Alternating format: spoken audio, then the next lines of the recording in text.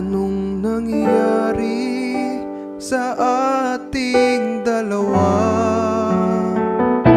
Akala ko noon tayo ay iisa. Ako bang siyang nagkulang o ikaw ang di lumaban sa pagsubok sa ating pag